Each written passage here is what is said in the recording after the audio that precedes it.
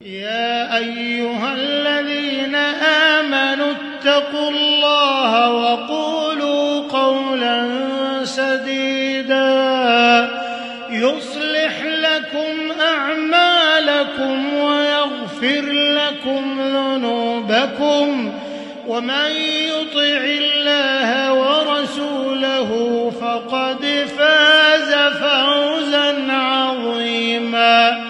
إنا عرضنا الأمانة على السماوات والأرض والجبال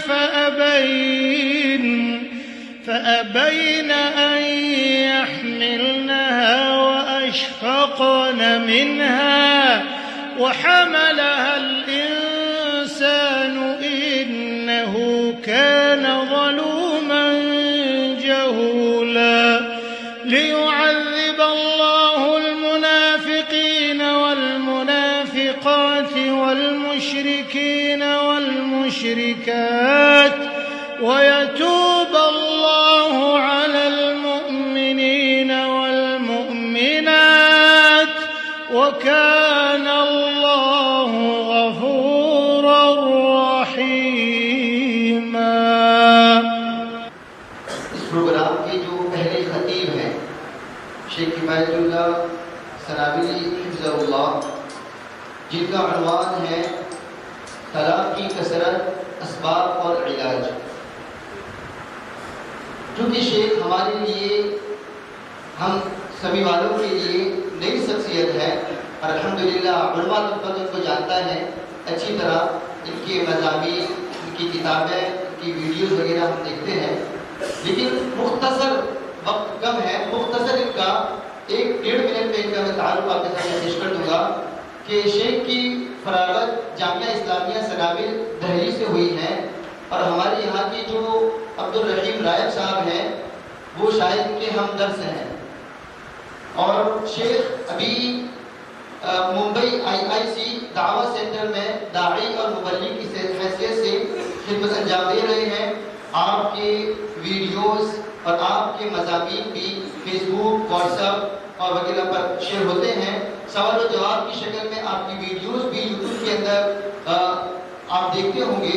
اور شیخ کا ایک خاص چینل بھی ہے شیخ کفایت اللہ سنابلی کے نام سے، اور ویب سائٹ بھی ہے kifayat.com کر کے. ان پر ان کے مضامین اور دیگر چیزیں یہ بھیجتے رہتے ہیں اور نشر کرتے رہتے ہیں. تو یہ شیخ محترم کی مختصر کچھ تعارف تھا. اور بطور خاص یہ شیخ کے لیے کہ شیخ کئی کتابوں کے مصنف بھی ہیں. شیخ نے کئی کتابیں تصنیف کی ہیں اور جو کہ سامعین کے سامنے وہ کتابیں ہوگی جو شیخ نے لکھی ہیں الحمدللہ. اور ان میں بہت سی کتابوں کو بہت زیادہ مقبولیت بھی حاصل ہے اور ہندوستان میں اور پڑوسی ملک پاکستان کے اندر بھی کتابیں ان کی الحمدللہ پڑھی جاتی ہیں. تو یہ شیخ وقت کم ہے کہ شیخ کے تعلق میں کچھ اور باتیں آپ کے سامنے پیش کی جائیں. میں بغیر کسی تاخیر کے ہمارے خطیب شیخ کفایت اللہ سنابلی حفظہ اللہ کو اس دعوت اسٹیج دیتا ہوں کہ شیخ تشریف لائیں اور آپ کا جو موضوع ہے کہ طلاق کی کثرت، اسباب اور علاج پر روشنی ڈالیں. شیخ کفایت اللہ سنابلی صاحب.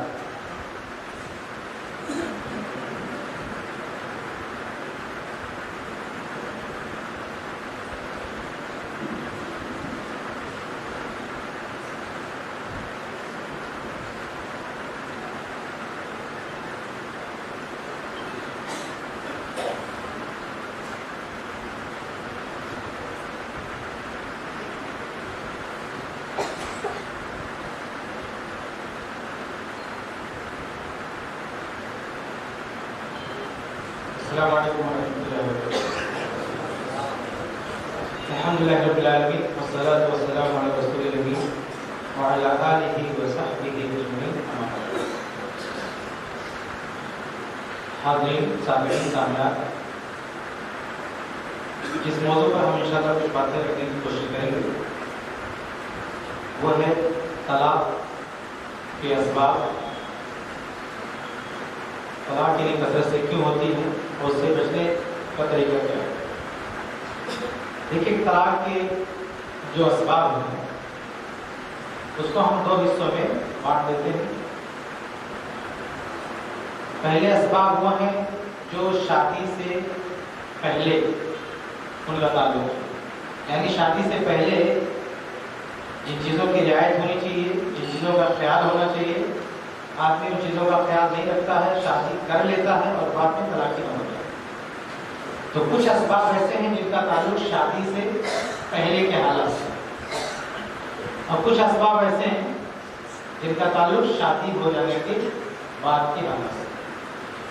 تو ہم پہلے ان اسباب پر بات کریں گے جن کا تعلق شادی سے پہلے ہے، لیکن اس سے پہلے ایک بنیادی چیز یہ کہ چاہے لڑکا ہو چاہے لڑکی، اس کی شادی تک جب عمر ہوتی ہے تو اس بیچ میں اس کی تربیت کیسی ہوئی ہے، اس کا بھی اثر ہوتا ہے اس کی ازدواجی زندگی پر۔ یعنی ماں باپ نے لڑکی کی تربیت کیسی کی، ماں باپ نے لڑکی کی تربیت کیسی کی۔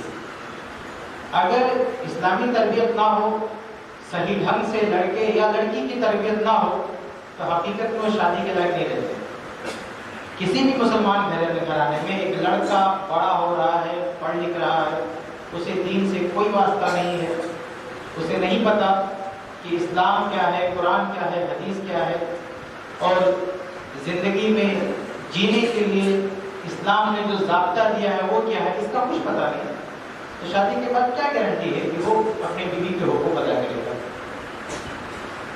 خاص طور سے میاں بیوی کے حقوق کا بھی اسے پتہ نہیں ہے۔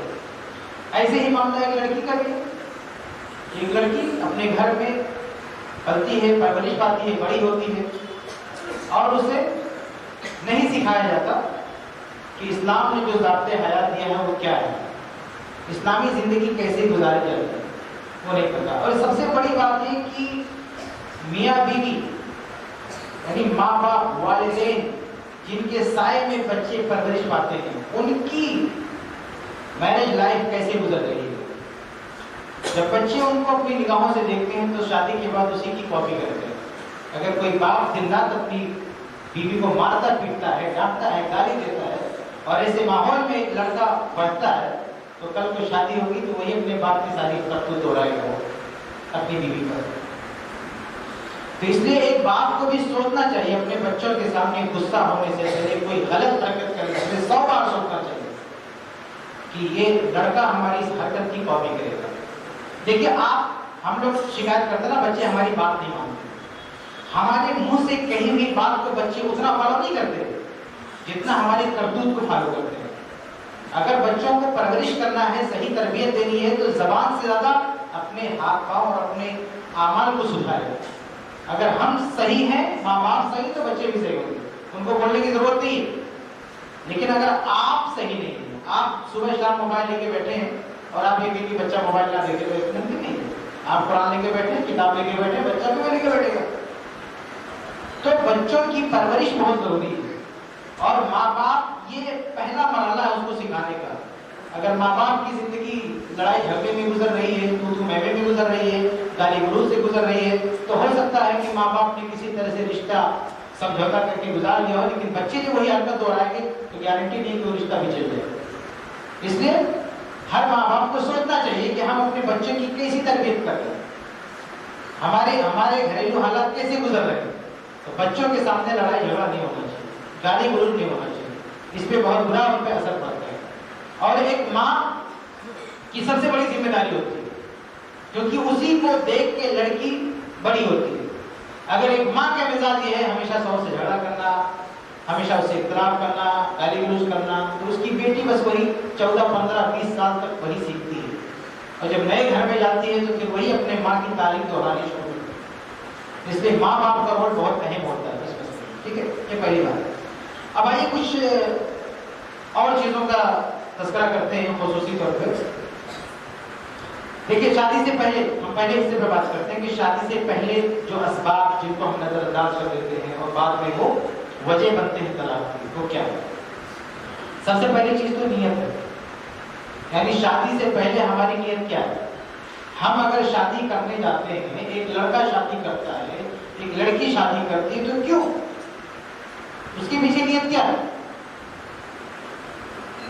پھر آپ یہ سوال بہت ضروری ہے، آپ کسی کو بھی کھڑا کر کے پوچھیں جس کی شادی ہو رہی ہو اور کہیں کہ بیٹا تم شادی کیوں کر رہے ہو؟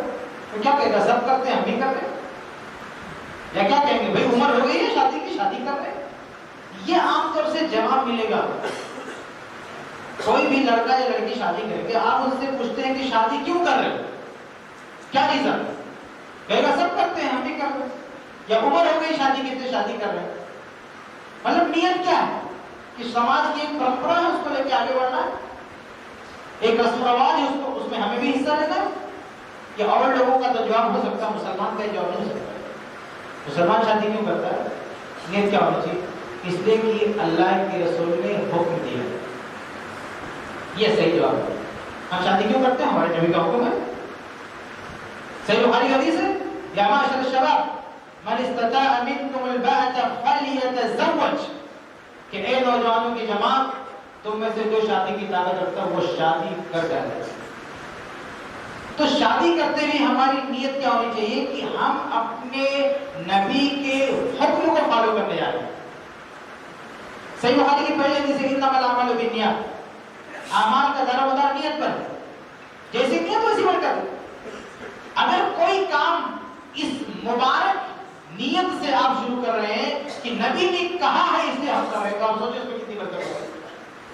لیکن آپ اس نیت کے ساتھ کریں کہ سماج کر رہا ہے ہم نہیں کر رہے ہیں، مطلب بہت فرق ہے. دونوں نیت میں بہت فرق ہے کہ دنیا والے کر رہے ہیں ہم بھی کر رہے ہیں، اور ایک ہمارے نبی نے کیا کہا ہے اور ہمارے نبی نے کیا بھی ہے. شادی کرنا ہمارے نبی صلی اللہ علیہ وسلم کا حکم بھی ہے اور ہمارے نبی صلی اللہ علیہ وسلم کی سنت بھی ہے. سنن ابن ماجہ کی حدیث ہے النکاح من سنتی فمن لم يعمل بسنتی فلیس منی.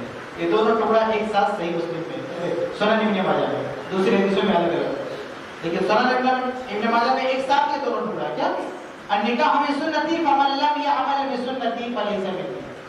کہ نکاح، نبی فرماتے ہیں نکاح میری سنت ہے اور جو میری سنت پر عمل نہ کرے وہ ہم میں سے نہیں. تو مسلمان کو چاہیے کہ جب وہ شادی کرے تو اس کے من میں کیا ہونا چاہیے کہ نبی کا حکم ہے اس لیے شادی کر رہے ہیں، نبی کی سنت ہے ہم اس کی اقتدا کر رہے ہیں. اور اس کے علاوہ ایک اور چیز کہ اس شادی کے ذریعے ہم اپنی عزتوں کو محفوظ کریں گے تاکہ ہم بدکاری میں نہ پڑ سکیں. یہ نیت ہو. سنن نسائی کی روایت ہے اللہ کے رسول صلی اللہ علیہ وسلم فرماتے ہیں کہ اللہ کی ثلاثۃ حق اللہ حق ثلاثۃ حق اللہ یوم، کہ تین چیزیں، تین لوگ ایسے ہیں، ثلاثۃ تین لوگ ایسے ہیں کہ اللہ تعالی ان کی مدد کو اپنے اوپر لازم کر دیتا ہے.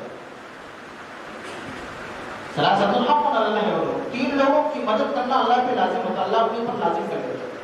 اور تینوں میں سے ایک کون ہے؟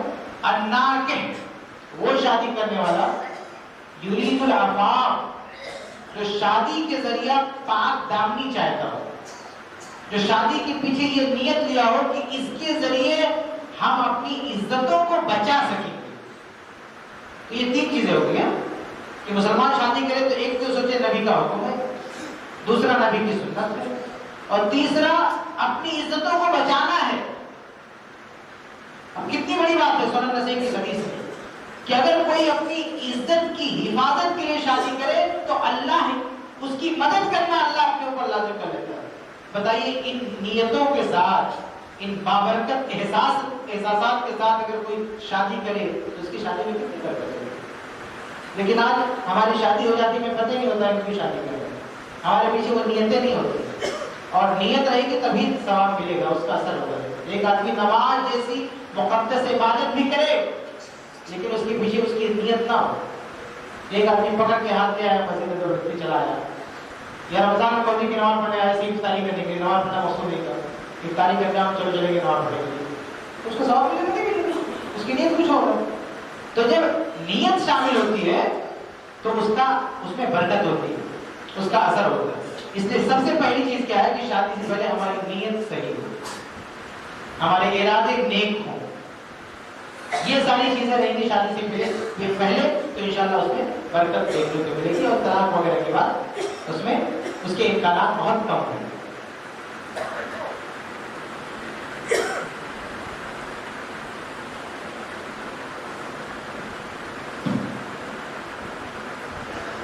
پہلی بات ہوگی کہ شادی سے پہلے ہماری نیت صحیح ہونی چاہیے. دوسری بات یہ کہ شادی کا جب جوڑے کا انتخاب ہو، لڑکی کے لیے لڑکا کی تلاش ہو، لڑکے کے لیے لڑکی کی تلاش ہو، تو ہمیں دینداری کو ترجیح دینا چاہیے، دینداری کو مقدم رکھنا چاہیے. سب سے پہلے یہ دیکھنا چاہیے کہ وہ دیندار ہے کہ. اس کے بعد آپ اور بھی چیز دیکھیں، کوئی مسئلہ نہیں.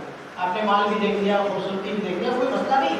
لیکن سب سے پہلے کیا دیکھنا ہے کہ وہ دیندار ہے کہ نہیں. اگر وہ دیندار نہیں ہے تو اس کو نہیں چننا چاہیے. ایک بددین آدمی کو آپ چننے کے بعد دیکھیں گے طلاق ہو رہا ہے، یہ ہو رہا ہے. تو سب سے پہلی ذمہ داری ہے کہ دیندار رشتے کو ترجیح دیں. صحیح بخاری کی روایت ہے، اللہ کے رسول صلی اللہ علیہ وسلم فرماتے ہیں کہ تنکح المرأة لأربع، کہ دنیا والے شادی کرتے ہیں، عورتوں سے شادی کرتے ہیں، چار چیزیں دیکھتے ہیں. اس کا مال دیکھتے ہیں، لمالها ولدینها، لمالها ولحسبها ولجمالها ولدینها فاظفر بذات الدین. کچھ لوگ اس کی خوبصورتی دیکھتے ہیں، کچھ لوگ اس کا مال دیکھتے ہیں، کچھ لوگ اس کا خاندان دیکھتے ہیں، کچھ لوگ دین بھی دیکھتے ہیں. فاظفر بذات الدین، تم دینداری کو ترجیح دو، دینداری کو دیکھو. تو شادی کے وقت دیکھنا چاہیے کہ جس جوڑے کو ہم منتخب کر رہے ہیں وہ دیندار ہے کہ نہیں. چاہے لڑکی کی شادی کرو یا لڑکے کی، اس سے بڑا گفٹ اسے آپ کچھ نہیں دے سکتے. خاص طور سے اپنے لڑکی کی شادی کر لیں تو لوگ کہتے ہیں لڑکا کتنا کماتا ہے، مالدار ہے، وہ بھی اچھی چیز ہے، بری چیز نہیں. لیکن مالدار دیکھنے کے بعد جو بدین ہو، شرک کر رہا ہوں، کفر کر رہا ہوں، آپ کو بولے تو نہیں، تو آپ اپنی بچی کو ایک جہنمی کے ہاتھ میں دے دیں، اس کو آگ کی کنویں میں ڈھکیل لیں. تو طلاق تو چھوٹی چیز ہے، اس سے بھیانک دنیا میں آپ اسے بھیج رہے ہیں اگر وہ شرک و بدعت میں مبتلا ہے. اس لیے دینداری دیکھنا بہت ضروری ہے. دینداری دیکھیں گے تو اس کی آخرت بھی محفوظ رہے گی اور دنیا بھی، اس کی دنیا میں بھی وہ جوڑا خوشحال زندگی گزارے گا. تو دوسری چیز دینداری کو دیکھیں. تیسری چیز کیا ہے؟ تیسری ایک اہم چیز یہ بھی ہے کہ شادی سے پہلے ہونا چاہیے کہ شادی سے پہلے لڑکا لڑکی ایک دوسرے کو دیکھے. ہمارے یہاں یہ چیز بڑی مایوب مانی جاتی ہے اور یہ بھی اصل میں ہم نے غیروں سے سیکھ کے رکھا ہے. یہ ہندوانہ کلچر ہے، وہاں سے ہم نے اڈاپٹ کر کے رکھا ہے کہ ایک لڑکی کو کسی کے ساتھ بھی بات ہو جائے گی. اللہ کے نبی صلی اللہ علیہ وسلم کی حدیث ہے، مغیرہ بن شعبہ رضی اللہ تعالیٰ عنہ نے کہا کہ اللہ کے نبی میں نے ایک پیغام بھیجا ہے، سنن نسائی کی روایت ہے. تو اللہ کے رسول صلی اللہ علیہ وسلم نے پوچھا کہ انظرت الیہا، کیا تم نے اس لڑکی کو دیکھا ہے؟ دیکھیے اسلام میں ایک اجنبی عورت کو دیکھنا حرام ہے، بلا وجہ آپ دیکھیں گے تو حرام ہے. لیکن شادی کے موقع پہ اس کی گنجائش دے دی گئی. آپ سوچیں کتنی اہم چیز ہے. یعنی عام حالات میں جو چیز حرام اور ناجائز ہے، شادی کی وجہ سے اس کو جائز قرار دیا جا رہا ہے. یہ کتنی اہم چیز ہو سکتی ہے. لیکن ہمارے یہاں شادی سے پہلے اس چیز کو معیوب مانا جاتا ہے کہ لڑکا لڑکی کو دیکھ لے یا لڑکی لڑکی کو دیکھ لے. تو اللہ کے رسول صلی اللہ علیہ وسلم نے کہا مغیرہ بن شعبہ رضی اللہ عنہ سے کہ آپ نے اس کو دیکھا؟ انہوں نے کہا نہیں. تو اللہ کے نبی نے حکم دیا فانظر الیہا، کہ تم اسے جا کے دیکھ لو، فإنہ اجدر ان یؤدم بینکم، کیونکہ دیکھو گے تو دیکھنے سے ہو سکتا ہے کہ تمہارے رشتے کو دوام ملے، یعنی رشتہ ہمیشہ برقرار رہے، رشتہ ٹوٹے گا نہیں. لیکن نہیں دیکھو گے تو ہو سکتا ہے کہ رشتے میں دوام نہ ہو، رشتہ زیادہ دن نہ چل سکے، رشتہ ٹوٹ جائے. اس لیے اللہ کے نبی صلی اللہ علیہ وسلم نے دیکھنے کا فائدہ کیا بتایا ہے؟ رشتہ چلے گا، یعنی طلاق خلا کی نوبت نہیں آئے گی. اور نہیں دیکھو گے تو رشتہ ٹوٹ سکتا ہے بعد میں جا کے. اس لیے شادی سے پہلے ہمارے یہاں اس چیز کا رواج ہونا چاہیے کہ لڑکا لڑکی کو دیکھ لے اور لڑکی بھی لڑکے کو دیکھ لے، دونوں ایک دوسرے کو دیکھ لیں. دیکھنے کے بعد ان کی مرضی لی جائے، باقی وہ دونوں ایک دوسرے سے مطمئن ہے کہ نہیں، راضی ہے کہ نہیں. خاص طور سے لڑکیوں کے ساتھ ہمارے یہاں کا بڑا ظلم ہوتا ہے. ایک جب اس کی شادی ہو رہی ہوتی ہے تو اس کے لیے جو رشتہ دیکھا جاتا ہے पूरे घर वाले की मर्जी पूछी जाती है। अब्बा को लड़का पसंद नहीं करेंगे, अम्मा को पसंद नहीं करेंगे, चाचा को पसंद नहीं करेंगे, मामा को पसंद नहीं करेंगे, भाई को पसंद नहीं करेंगे, बहन को पसंद नहीं करेंगे। घर का हर मेंबर बारी बारी अपनी तरफ से उसको वेरीफाई करता है, अपना अप्रूवल देता है। हर शख्स, सिर्फ एक शख्स से रिश्ता नहीं, मर्जी नहीं पूछी जाती, और वो लड़की जिसकी शादी हो गई उस बेचारी से कोई नहीं पूछता कि तुम्हें पसंद है कि नहीं। बाकी घर के सारे अपराध अपनी अपनी मर्जी दे रहे हो, हर आदमी अपने अपने हाथ रहा होता है, और उस बेचारी से कोई नहीं पूछता। अच्छा, उससे कब पूछते हैं? पूछने को भी हमने एक रस्म बना दिया है। भाई जो है शादी हाल में सब पहुंच चुके हैं, निकाह हो रहा है, दावत हो रही है, पूरा इंतजाम हो चुका है, ऐसे में एक बंदा जाके पूछता है कि आप तैयार हो? लड़के बंदे उस टाइम को इनकार कर हो, हाँ? इतना ताम झाम लगा दिया है, पूरा करके बैठा है, उस टाइम कैसे इनकार करेगी वो? कोई भी कदम उठाने से पहले पूछना चाहिए। पूछने का वक्त क्या है? यानी कि शादी हो रही है, दूल्हा आ गया है, निकाह हो रहा है, अब जाके काजी साहब पूछ रहे हैं क्या आप राजी हो, आपको कबूल है? क्या तरीका है, क्या बुरा बात है? ठीक है, उस टाइम भी शौहर की आदमी से मर्जी पूछी जाती है, लेकिन उसका असल वक्त क्या है कि कोई भी कदम आगे बढ़ाने से पहले ये मालूम करें कि इस लड़की को रिश्ता पसंद नहीं होगा। अगर नहीं पसंद होगा तो फिर रिश्ता नहीं चल पाएगा, बाद में तलाक होगा की नौबत आएगी। तो देखना ये भी जरूरी है, देख लेना चाहिए। आज के हालात में और ज्यादा जरूरी है कि एक दूसरे को देख लें, क्योंकि आज वो इताअत और फरमाबरदारी नहीं है। आज मियां बीवी एक दूसरे के लिए उस तरह की कुर्बानियां देने के लिए तैयार थी। पुराने जमाने में रिश्ता चल जाता था, बगैर मर्जी के लड़की की शादी हो जाती थी और वो किसी तरह काट लेती थी, लेकिन आज नहीं, आज नहीं चलेगा। आज माँ बाप से हट के कुछ दिन रहेगी, बाद में वो तलाक नहीं देगा तो खुला ले लेगी। पुराने जमाने में खुला के वाकयात बहुत कम होते थे, सिर्फ तलाक की नौबत आती थी, बंदा तलाक दे रहा तलाक दे रहा। लेकिन आज कसरत से लड़कियां डिमांड करें, नहीं रहना तो रह जाओ। शादी के एक दिन बाद लड़की खड़ी होकर कहती नहीं रहना तुम्हारे साथ, एक महीने के बाद कहती नहीं रहना तुम्हारे के साथ। तो ये आज के जो हालात है उसको भी सामने रखना चाहिए कि आज ये लड़कियां नहीं बर्दाश्त कर सकते, इसलिए शादी से पहले से पूछ लेना चाहिए। आगे बढ़ते हैं। एक चौथी चीज भी शादी से पहले हमें देखनी चाहिए, और वो ये कि हम शादी कर रहे हैं, खास तौर से लड़के के बारे में, तो लड़का शादी का खर्च उठाने के काबिल ही नहीं, शादी का बोझ उठाने के काबिल ही नहीं। आजकल होता क्या है, देखिए मैं पहले हदीस पढ़ता हूँ। हदीस क्या है? अल्लाह के नबी सल्लल्लाहु अलैहि वसल्लम कि मन इस्तताअ मिनकुमुल बाअता फल्यतज़व्वज, कि तुम में से जो शादी की ताकत रखे वो शादी करे। ये शर्त रखी गई है, शादी की इस्तिताअत हो, यानी उसके पास या तो इतना पैसा हो कि वो खर्चा उठा सके, या उसके हाथ पांव सलामत हो, वो कुछ कर सकता है, कोई सर्विस कर सकता है, नौकरी कर सकता है, यानी वो खिला खिला सकता है, बीवी को रख सकता है। इतनी इस्तिताअत, ये शर्त है इसमें। मन इस्तताअ मिनकुमुल बाअता, जो शादी की ताकत रखता है वो शादी कर जाए, ताकत है तो शादी कर जाए। अब हमारे क्या होता है, कभी कभी हम शादी करते हैं, ये नहीं देखते कि उसके पास इस्तिताअत है कि नहीं, सिर्फ ये देख लेते हैं कि वो बड़े बाप का बेटा है और फला खानदान उसका बड़ा है, शादी कर लेते हैं। वो किसी लायक नहीं होता, एक रुपया कमाने की सलाहियत नहीं होती उसके अंदर। बाद में क्या होता है, जब वो अलग होते हैं फैमिली और वो घर में बैठा रहता है, बेवकूफ की तरह से कुछ नहीं करता है, बाद में तलाक हो जाता है, लड़की उसके साथ नहीं रहती। ये भी तो देखना चाहिए ना।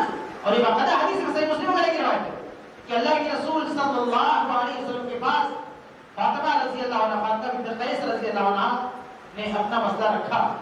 जब उनको तलाक होगी तो कहा कि मेरे पास दो रिश्ते आए, मेरे पास दो रिश्ते आए, मैं इनमें से किसको चूज करूं? तो अल्लाह के नबी सल्लल्लाहु अलैहि वसल्लम ने कहा कि इनमें से एक तो ऐसे हैं कि ला यज़ौ असाबानात की, कि अपना डंडा अपने कंधे से उतारते ही नहीं, यानी मारने वाले, तो इनसे शादी कर लोगी क्यों? मार खाने का इम्कान है। और दूसरा अपना मुआविया, और मुआविया रज़ी अल्लाह अन्हु, उनके पास ला माल है, उनके पास माल नहीं है, ये फकीर आदमी है, तो उनके पास पैसा ही नहीं है, ये तुम्हारा खर्चा सही से नहीं उठा पाएंगे। तो अल्लाह के नबी सल्लल्लाहु अलैहि वसल्लम ने वो रिश्ता ही रिजेक्ट कर दिया।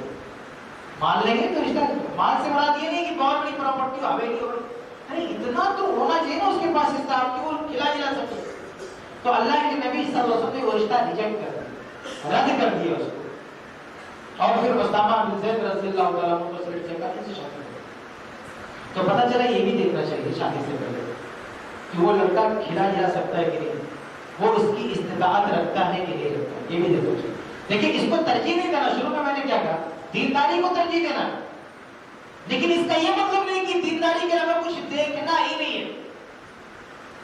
یہ بھی دیکھنا, کم سے کم یہ بھی دیکھو کہ اس کے پاس ٹھیک ہے ابھی کچھ نہیں کما رہا لیکن ہنر تو ہے, کما سکتا ہے.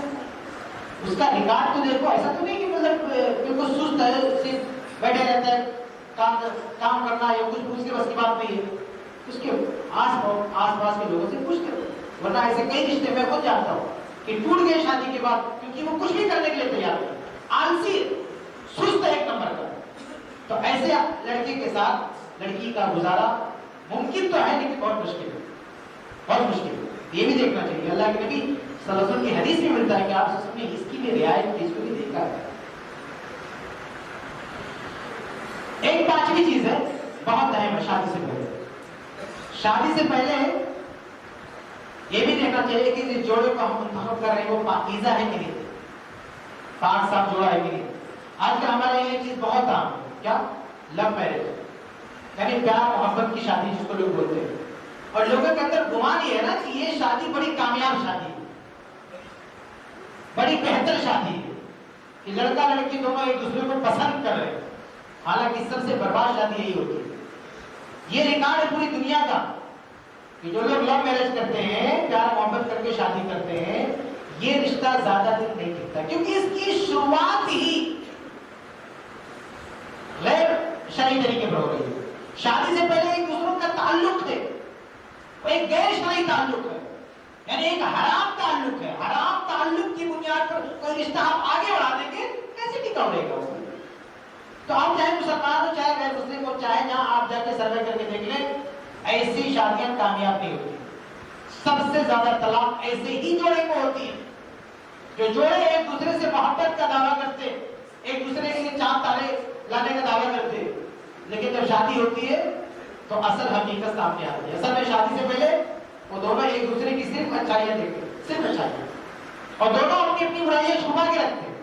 وہ دونوں ایک دوسرے کی برائیاں دیکھ ہی نہیں پاتے, کمیاں دیکھ ہی نہیں پاتے, دونوں چھپا کے رکھتے, صرف اچھائیاں دیکھتے اور جذباتی باتیں کرتے. ذمہ داریوں کا کوئی احساس نہیں ہوتا کیونکہ شادی سے پہلے جو ایک دوسرے کے ساتھ اٹھنا بیٹھنا دونوں فری, کس کوئی اپنے اوپر بوجھ محسوس نہیں کرتا کہ اگر میں نے اس کا یہ کام نہیں کیا تو کوئی آفت آ جائے گی. کوئی رشتہ نہیں, کوئی تعلق نہیں, کوئی ذمہ داری نہیں. لیکن شادی کے بعد جب ذمہ داری آ جاتی ہے تو اس کے بعد سمجھ میں آتا ہے کہ یہ رشتہ کیا ہوتا ہے, شادی کیا ہوتا ہے. اور پھر شادی کے بعد صرف ایک دوسرے کے عیوب سامنے آتے ہیں, وہ اصل چہرہ سامنے دکھتا ہے, اور پھر اس بنیاد پر وہ لڑکی کو پتہ چلتا ہے کہ یہ رشتہ تو ہمارے لیے مناسب نہیں. لڑکی کو بھی پتہ چلتا ہے کہ رشتہ ہمارے لیے مناسب نہیں, کیونکہ پوری طرح سے ایک دوسرے کو نہیں دیکھ پاتے. اس لیے ایسی شادی نہیں ہونی چاہیے جس کو پیار محبت کی شادی کہتے ہیں, یہ شادی نہیں ہونی چاہیے.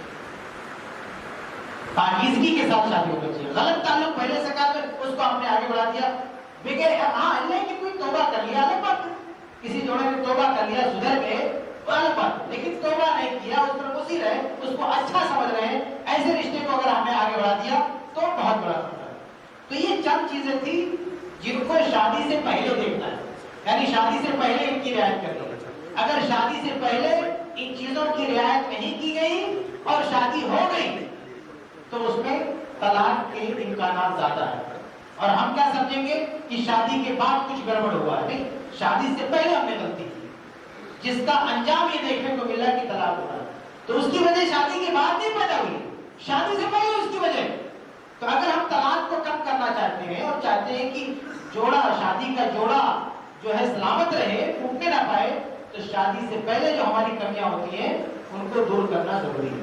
اب ہم موضوع کے دوسرے حصے پر آتے ہیں کہ شادی کے بعد اگر ہم نے شادی سے پہلے کوئی کمی کوتاہی نہیں کی تو شادی کے بعد بھی کچھ چیزیں ہیں جن کا خیال رکھنا بہت ضروری ہے. رشتے میں دوام رکھنے کے لیے, رشتے کو پائیدار رکھنے کے لیے, رشتے کو بچانے کے لیے کچھ چیزوں کی رعایت ضروری ہے. سب سے پہلی چیز کیا ہے؟ سب سے پہلی چیز یہ کہ میاں بیوی ایک دوسرے کے حقوق سے آگاہ ہے. وہ حقوق جو اسلام نے دیے, جو سماج میں دیے, وہ نہیں. اسلامی تربیت کی روشنی میں، اسلامی نصوص قرآن و حدیث کی روشنی میں دیکھیں کہ ایک شوہر کی ذمہ داری کیا ہے، ایک عورت کی ذمہ داری کیا ہے۔ دونوں اپنی حد کو پہچانیں۔ اگر دونوں کو اپنی حد معلوم نہیں ہوگی، اپنے حقوق معلوم نہیں ہوں گے، تو ایک تو یہ ہوگا کہ اپنا حق آدمی ادا نہیں کرے گا، اور دوسرا یہ کہ دوسرے کا حق لینے کی کوشش کرے گا۔ یعنی ایک لڑکی ایک لڑکا ہے، اس کو اپنی بیوی سے ایسی توقعات ہوں گی، ایسی امیدیں ہوں گی جس کا وہ حق نہیں رکھتا، تو پھر یہ سوچے گا کہ ہماری بیوی غلط کر رہی ہے۔ بھائی جو اس کی بیوی کی ذمہ داری نہیں ہے، اس کا مطالبہ آپ کریں گے اس سے، اور وہ نہیں کریں گے تو پھر تک ہو جائے گا۔ تو ایک شوہر کو جاننا چاہیے کہ ہمارے حقوق کیا ہیں، ہم بیوی سے کیا کیا مطالبہ کر سکتے ہیں۔ اب ایک آدمی یہ سوچتا ہے کہ بیوی گھر کی نوکرانی ہوتی ہے، اس کو شادی کر کے لاؤ، پورے گھر کا کپڑا دھوئے، پورے گھر کا سب کا کام کرے، شوہر کے لیے بیچارے شوہر کے لیے صرف 1 گھنٹہ کرے، باقی پورے گھر والوں کی خدمت کرتی ہے۔ وہ سمجھے کہ بیوی کی یہ ذمہ داری ہوتی ہے، یہ غلط ہے، اس کو نہیں پتا، اس کو نہیں پتا کہ بیوی سے وہ کیا مطالبہ کر سکتے ہیں۔ اور ایک بیوی یہ سمجھتی ہے کہ جس بندے سے ہم نے شادی کر دیا ہے، اس کی پوری دولت، اس کی پوری کمائی، اس کی پوری پراپرٹی میری ہے، یہ مر گیا تو پوری جائیداد ہماری ہو گئی، اب ہماری مرضی سے کسی کو ملے گی کسی کو نہیں ملے گی۔ تو یہ غلط امید رکھی ہوئی ہے اپنے شوہر سے، اس کو نہیں پتا کہ اس کی حد کیا ہے، اس کے حقوق کیا ہے۔ اسی طرح سے زندگی میں بھی ایک دوسرے کے کیا حقوق ہیں، ایک دوسرے سے کیا امید رکھ سکتے ہیں، یہ ایک الگ موضوع ہے، لیکن یہ جاننا ضروری ہے میاں بیوی۔ اگر اس سے دونوں کی آگاہی نہیں ہوگی تو دونوں ایک دوسرے سے غلط امید رکھیں گے، وہ امیدیں پوری نہیں ہوگی، تو پھر طلاق یا خلا کے واقعات سامنے آئیں گے۔ تو ایک دوسرے کے حقوق شادی کے بعد ایک دوسرے کے حقوق کو اچھی طرح سے جانیں۔ دوسری چیز یہ جو بہت بڑی وجہ ہے شادی کے بعد طلاق کی، وہ ہے بیوی کی طرف سے بدکاری کے واقعات، بے وفائی کے واقعات، شوہر کو چھوڑ کے کسی اور سے افیئر، کسی اور سے تعلقات۔ یہ شادی کی آج کل بہت بڑی، طلاق کی بہت بڑی وجہ ہے، بہت بڑی وجہ ہے کہ شوہر سے شادی ہوئی اور شادی کے بعد بھی کسی سے تعلقات رکھنا۔ یہ اتنی گھناؤنی حرکت ہے کہ آج تو دنیا والے اس کو غلط سمجھتے نہیں، بلکہ آج تو اس کے لیے قانون بنایا جا رہا ہے کہ ایک عورت نے شادی کیا اس کے بعد بھی کسی سے تعلق قائم کر سکتے ہیں۔ تو یہ تربیت بہت ضروری ہے لڑکیوں کی کہ شادی کے بعد صرف ان کے شوہر سے ان کا تعلق ہو سکتا ہے، شوہر کے علاوہ کسی سے ذرہ برابر تعلق نہیں ہوتا، اور کوئی بھی باغیرت شوہر اس کو برداشت نہیں کر سکتا۔ ایک بیوی کی ہر کمی کو اگنور کر سکتا ہے، جو باغیرت شوہر ہوگا نا وہ ایک بیوی کی ہر کمی کو برداشت کر سکتا ہے، ہر کمی کو اگنور کر سکتا ہے، اس کی گالیاں بھی سن سکتا ہے، بہت کچھ برداشت کر سکتا ہے، لیکن یہ اگر اسے پتا چلے گا کہ اس کا تعلق کسی اور مرد سے ہے تو یہ باغیرت شوہر کبھی برداشت نہیں کر سکتا، کبھی بھی برداشت نہیں کر سکتا۔ اس لیے ایک لڑکی کو چاہیے کہ اگر اس کی شادی ہو چکی ہے تو وہ اچھی طرح سے مائنڈ کر لے، اچھی طرح سے سمجھ لے کہ اس کی سب سے بڑی دولت اس کی عزت ہے۔ اگر اس کے اب تو اپنے شوہر کے ساتھ رہنا ہے اور ہمیشہ اپنے شوہر کے ساتھ تعلق بنائے رکھنا ہے اور اس کو طلاق و خلا کا سامنا نہیں کرنا چاہتی ہے تو یہ پاپ ہرگز نہ کرے۔ اگر یہ پاپ اس نے کر لیا تو پہلی بات تو طلاق کی نوبت آئے گی، اور اگر کسی وجہ سے سمجھوتا ہو بھی جائے تو زندگی بھر وہ جو گانٹھ پڑ جائے گی نا وہ ختم نہیں ہوگی۔ ایک شوہر سے وہ محبت نہیں پا سکتی جو اس کو مل سکتی تھی اس بدکاری کے وجہ۔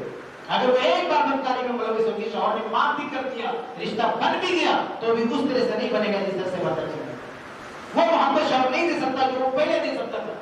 اس لیے یہ حرکت تو نہیں کرنا چاہیے کسی بھی کسی بھی شوہر کیسا بھی ہو، لیکن اسے اپنی عزت بچا کے رکھنا چاہیے۔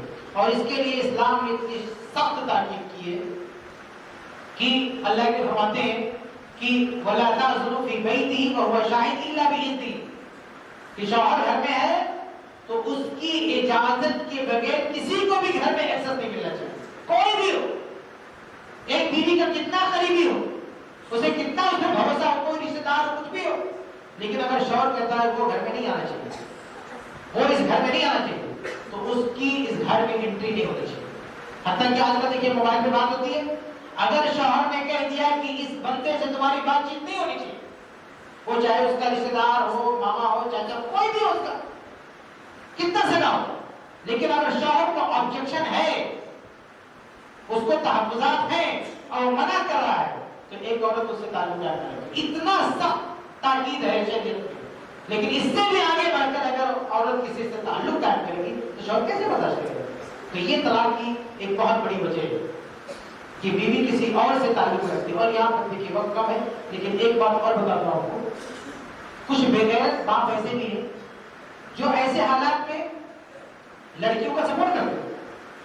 اگر لڑکی کسی اور سے تعلق قائم کرتی ہے تو ایک بہانہ کیا بناتے ہیں, کہتے ہیں وہ شوہر اس کو ٹائم نہیں دیتا, تو لڑکی کیا کرے؟ اگر ایسی بیویوں کی ایسی چوریاں پکڑ میں آتی ہیں تو ان کی طرف سے یا ان کے باپ کی طرف سے یا ان کی فیملی کی طرف سے ایک ایکسکیوز کیا آتا, یہ آتا کہ وہ لڑکا ٹائم نہیں دے رہا تھا تو کیا کرے؟ کوئی ٹائم نہیں دے رہا تھا خلا لے کے آنا بولے, ٹائم نہیں دے رہا تھا تو بدکاری کرے گی بیوی, ٹائم نہیں دے گا تو کسی اور سے تعلق قائم کرے گی, ٹائم نہیں دے رہا ہے تو خلا کے شرافت کے ساتھ الگ ہو جائے, بولے کہ تم مجھ کو ٹائم نہیں دے تو مجھے تمہارے ساتھ نہیں دینا. لیکن یہ کیا طریقہ ہوا کہ رشتہ بنائے رکھنا ہے اور بدکاری کرنا ہے. اور ٹائم بیچارہ کیوں نہیں دیتا بھائی؟ حقیقت ہے کہ آج کل شوہر بہت مصروف ہوتے ہیں, اپنی بیویوں کو ٹائم نہیں دے پاتے. کیوں؟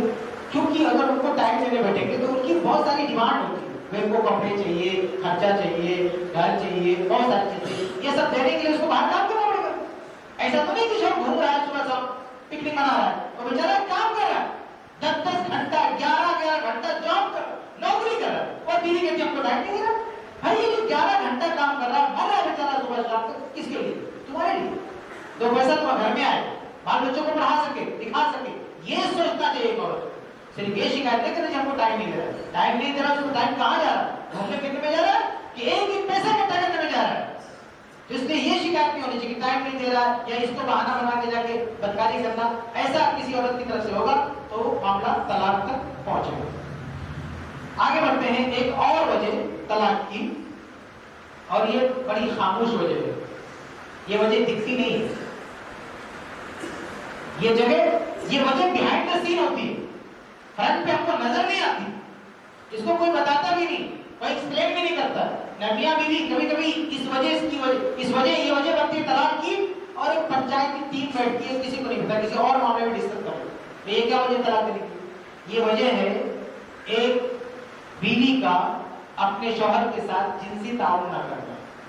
یعنی اگر شوہر ہم بستری کے لیے بلا رہا ہے, اپنی جنسی خواہش کے لیے بلا رہا ہے, تو ایک بیوی کو اس کا مکمل ساتھ دینا چاہیے. اسلام نے اس کی بڑی تاکید کی ہے, کیونکہ اگر شوہر کی یہ ضرورت پوری نہیں ہوئی تو شوہر بری طرح سے ڈسٹرب رہے گا. نہ صرف یہ کہ بدکاری کی طرف جا سکتا ہے, بلکہ اس کے کسی بھی کام کاج میں اس کا من نہیں لگے گا. اس لیے اس سلسلے میں حدیثوں میں تاکید بہت زیادہ ہے.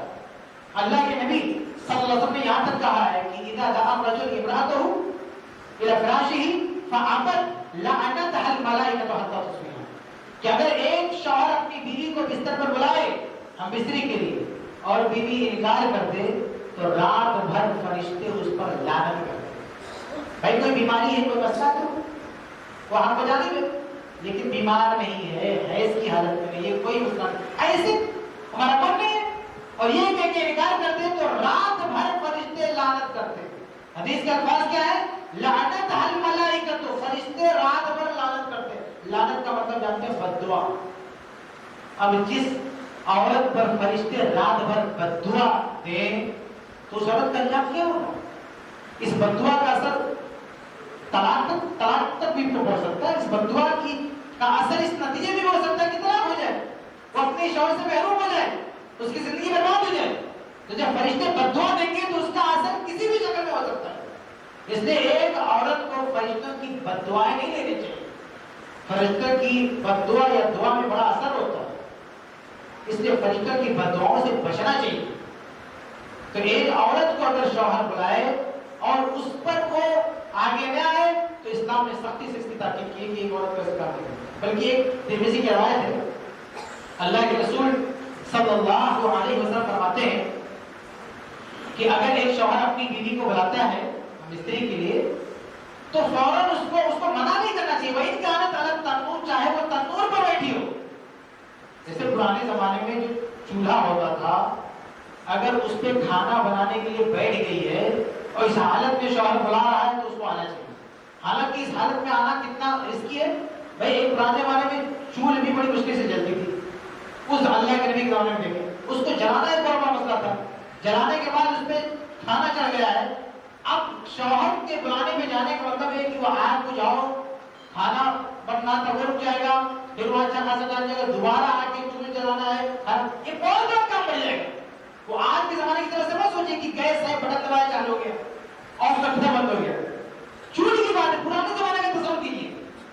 مثال میں اللہ کے نبی نے کیا دیا ہے؟ ایک ایسی مثال دی ہے کہ بڑے جھمیلے والا کام اگر اس کو اسٹاپ کر دیا جائے کہ دوبارہ اس کو ریسٹارٹ کرنے کے لیے کافی پاور ڈالنا پڑے گا، لیکن پھر بھی اللہ کے نبی نے کہا کہ وہ ترک کر کے چھوڑ کے شوہر کی خواہش پوری کرے۔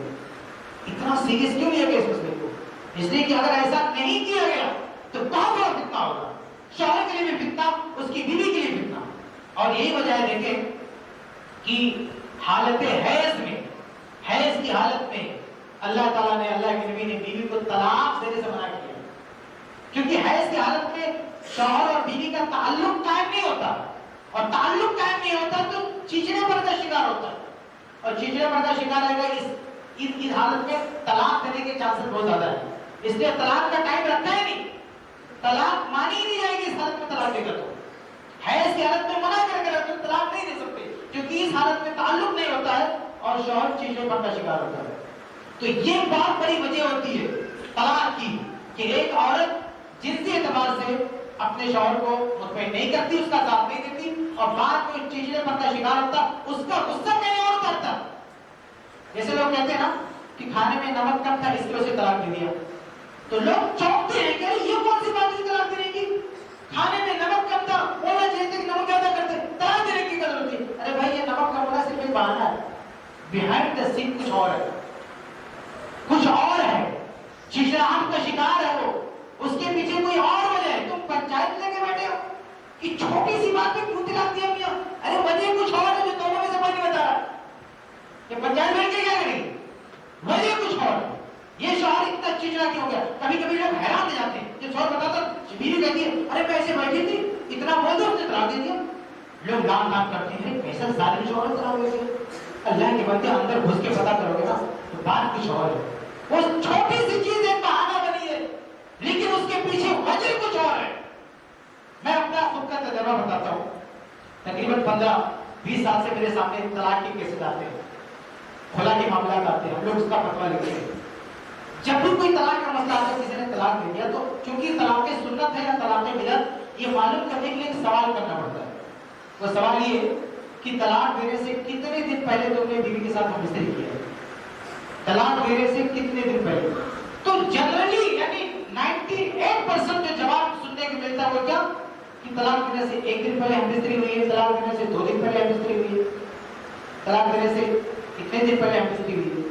اس سے پتہ کیا چلتا ہے کہ یہ جوڑا ایسا ہے، یہ بندہ ایسا ہے جس کا بیوی سے تعلق بڑا مضبوط ہے۔ اس تعلق کو اگر یہ ڈسٹرب کرے گی ایک عورت تو آپ سوچیے کہ وہ معاملہ طلاق تک پہنچتا ہے۔ اب ایسا سننے کو نہیں ملا کہ 1 مہینہ ہو گیا بیوی کے ساتھ نہیں رہا میں، 2 مہینہ، ایسا سننے کو ملتا ہے لیکن بہت کم۔ اکثر یہ سننے کو ملتا ہے کہ اس کا بیوی سے تعلق بہت گہرا ہے، لیکن اس تعلق میں اگر رکاوٹ پیدا ہوتی ہے، کوئی بات آتی ہے تو پھر وہ معاملہ طلاق تک پہنچتا ہے۔ تو یہ طلاق کی خاموش وجہ ہے جسے کوئی ایکسپلین نہیں کرتا، جسے کوئی بتاتا نہیں۔ تو ایک عورت اگر چاہتی ہے کہ اس کی زندگی برباد نہ ہو، اس کا شوہر اسے طلاق نہ دے، تو اس کی جنسی تسکین جو اس کا حق ہے اور اللہ نے حکم دیا، اللہ کے نبی نے حکم دیا، اس میں کوتاہی نہیں ہونی چاہیے۔ آگے بڑھتے ہیں۔ طلاق کی ایک اور وجہ ہے مالی مسئلہ، مالی مسائل بھی طلاق کا وجہ بنتے ہیں، جس میں ایک ہے جہیز کا مسئلہ ہے۔ بہت سارے گھروں میں ایک عورت کو صرف اس لیے طلاق دے دی جاتی ہے کیونکہ وہ بہت سارا جہیز لے کر نہیں آئی، اور اس میں عام شوہر سے زیادہ اس کے پریوار کا عمل دخل ہوتا ہے۔ تو یہ بھی ایک وجہ ہوتی ہے طلاق دینے کی۔ اس لیے شادی ایسے گھرانے میں کرنا ہی نہیں چاہیے جو لالچی ہو، جو جہیز کا مطالبہ کرنے والے ہوں، اس پر ان کی نظر ہو۔ اور اس کا ایک بہترین حل اگر آپ دیکھ سکتے ہیں آج کے دور میں تو شام کا وہ موضوع بھی ہے وراثت، یعنی ایک لڑکی کو وراثت میں حصہ دینا چاہیے۔ اگر اس کے ساتھ پراپرٹی اٹیچ ہوگی تو سسرال میں اس کا ایک مقام ہوگا، اس کا ایک اسٹیٹس ہوگا، اس کی ایک عزت ہوگی۔ تو یہ ذہن کی تو جہیز نہ بھی لائق ہو اور وہ اس کے ساتھ صرف یہ مسئلہ ہو کہ اس کے ساتھ پراپرٹی اٹیچ ہے تو بھی اس کا ایک اچھا مقام ہو۔ اس لیے ہر باپ کو چاہیے کہ وہ اپنی بیٹی کے بارے میں فکر مند ہو کہ جتنا بھی اس نے کمایا ہے اپنے بیٹوں کو سمجھا کے جائے کہ بیٹا لوگ میرے مرنے کے بعد بیٹیوں کو بھی حصہ دینا ہے، ان کا حصہ حرام نہیں کرنا۔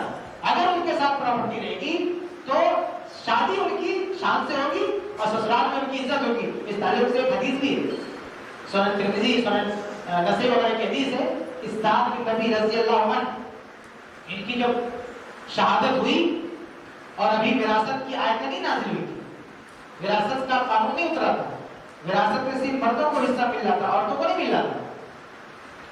تو جب سعد بن نبی رضی اللہ تعالیٰ عنہ کی شہادت ہوئی تو یہ بہت مالدار تھے، بلکہ انصار میں سب سے مالدار صحابی تھے سعد بن نبی رضی اللہ عنہ۔ تو ان کا کوئی بیٹا نہیں تھا، ان کی صرف 2 بیٹیاں تھیں اور بیوی تھی، تو 2 بیٹیاں اور بیوی اتنی۔ اب ان کی وفات کے بعد ان کی شہادت کے بعد ان کی ساری جائیداد ان کے بھائی نے لے لیا۔ تو ان کی وفات کے بعد یہ ان کی بیوی اور اپنی دونوں بیٹیوں کو لے کر اللہ کے نبی کے پاس آئے۔ حدیث کے الفاظ کیا ہے؟ جاءت امرأة سعد بن ربیع بابنتیہا من سعد الی النبی صلی اللہ علیہ وسلم، کہ اپنے شوہر کی وفات کے بعد ان کی بیوی اپنے دونوں بچیوں کو لے کر اللہ کے نبی صلی اللہ علیہ وسلم کے پاس آئے اور کیا کہتی ہیں؟ یا رسول اللہ، اے اللہ کے رسول،